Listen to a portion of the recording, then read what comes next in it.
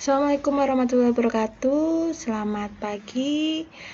Ketemu lagi dengan saya di mata kuliah perencanaan bisnis.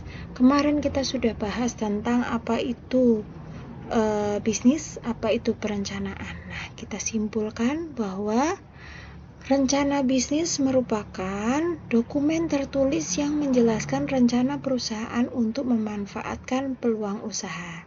Jadi, kita buat rencana yang isinya dokumen-dokumen. Dokumen tersebut menjelaskan rencana perusahaan untuk memanfaatkan peluang yang terjadi. Jadi ujung-ujungnya pasti gimana caranya memanfaatkan peluang. Nah, kenapa kita bikin rencana bisnis? Karena yang pertama adanya risiko bisnis. Memungkinkan banget namanya bisnis, punya usaha itu menghadapi risiko. Contohnya ini nih. Pandemi ini risiko buat para pebisnis. Sehingga yang punya rencana bisnis pasti akan tiba-tiba merubah rencananya. Langsung bikin rencana bisnis baru yang bisa mengalahkan pandemi ini, yang bisa mempertahankan bisnis di tengah pandemi ini. Ini karena ada risiko bisnis. Kemudian yang kedua, ada kerumitan proses produksi dan transaksi bisnis. Jadi memungkinkan ada proses produksi yang rumit, misalnya pembelian bahan baku yang susah. Sehingga kita harus cari cara. Oh, kalau lagi supplier ini kosong, apa yang harus kita lakukan? Misalnya. Kemudian pada saat proses produksi misalnya. Di proses produksi ketika ada kerusakan mesin misalnya, apa yang harus kita lakukan? Nah, itu kita bikin di dalam perencanaan bisnis. Kemudian pada saat transaksi juga begitu, transaksi bisnis, misalnya pada saat jual beli, pengiriman barang dan sebagainya. Kemudian kita juga harus mempertimbangkan adanya pembaca rencana bisnis. Pembaca rencana bisnis ini banyak, tidak hanya perusahaan. Tapi memungkinkan sekali ketika kita butuh dana, kita maju ke calon investor, apa yang kita sampaikan pasti adalah rencana bisnis. Dan tidak hanya kepada investor, tapi kepada para stakeholders kita. Kemudian, rencana bisnis ini juga merupakan langkah awal menjadi wirausaha. Namanya rencana biasanya di awal. Nah, meskipun rencana bisnis itu bisa di tengah, bisa di akhir, tapi untuk menjadi wirausaha minimal harus punya rencana bisnis. Kemudian alat bantu dalam mensistem logika bisnis. Nah, ini ketika menjalankan suatu bisnis kita lupa apa yang harus dilakukan, tujuan bisnisnya apa, strateginya apa, maka kita buka kembali rencana bisnisnya. Kemudian namanya planning itu menjawab pertanyaan 5W1H. What, why, how, who, when, where. Nah, what, produk apa yang akan kita buat? Nah, kemudian mengapa produk itu dibuat? Bagaimana membuat produknya? Siapa pasarnya, segmen pasarnya, pembelinya, konsumennya? Kapan produk itu harus dibuat dan di mana produk itu dibuat atau dilakukan bisnisnya, dijalankan bisnisnya. Nah, maksud penyusunan rencana bisnis yang pertama bisa memulai bisnis baru. Ini ketika bikin rencana bisnis yang di awal ya. Kemudian untuk menjalankan dan mengembangkan usaha. Jadi bisa jadi di tengah jalan usaha kita sudah jalan, di tengah kita ingin ekspansi, ingin melakukan pengembangan, ingin menciptakan produk baru dan sebagainya. Itu harus ada rencana bisnis lagi. Dan bisa juga digunakan untuk mengajukan permohonan pembiayaan, contohnya kepada investor. Memungkinkan juga kepada lembaga pembiayaan misalnya. Kemudian Tujuan penyusunan rencana bisnis ini kemarin sudah saya sounding juga bahwa bisnis plan ini digunakan tidak hanya untuk internal perusahaan tapi juga untuk eksternal perusahaan.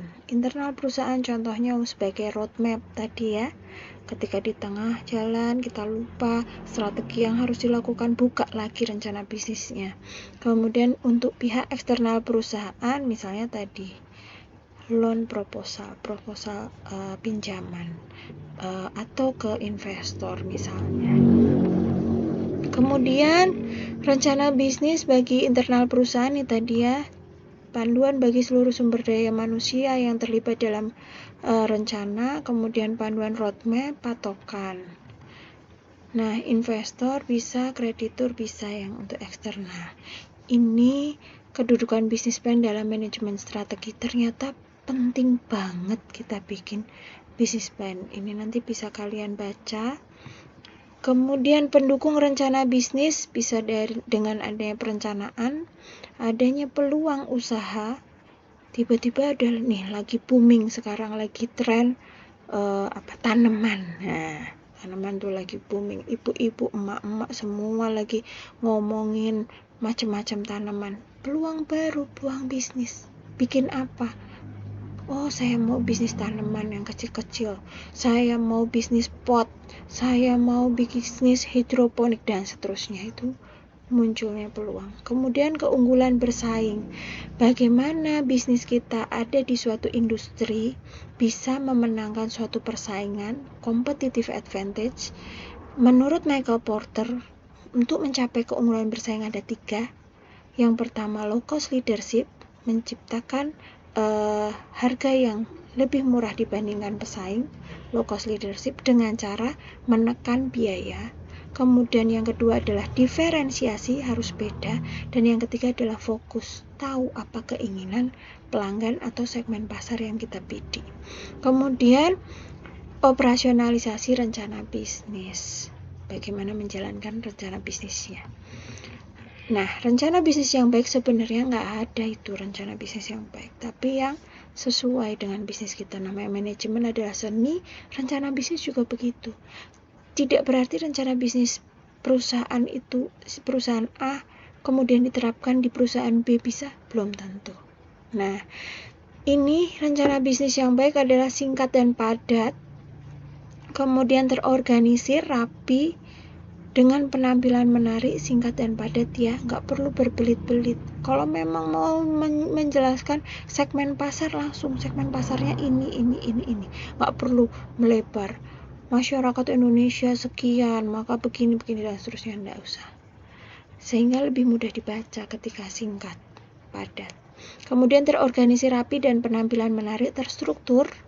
Penampilannya menarik, ini yang sering saya dalam review biasanya biasa aja penampilannya. Nah, itu bikin gambar-gambar, bikin tabel, kemudian cover itu juga biasanya harus menarik ketika mau disampaikan ke investor contohnya.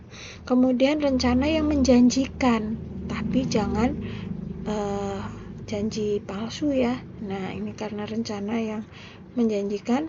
Kemudian sampaikan, kemudian hindari melebih-lebihkan proyeksi, nggak boleh hiperbola, nggak boleh lebay. Kemukakan risiko-risiko bisnis yang signifikan, jadi risikonya apa aja itu juga perlu disampaikan. Kemudian tim yang terpercaya dan efektif itu juga disampaikan. Lebih fokus mengetahui target pasar realistis dan spesifik.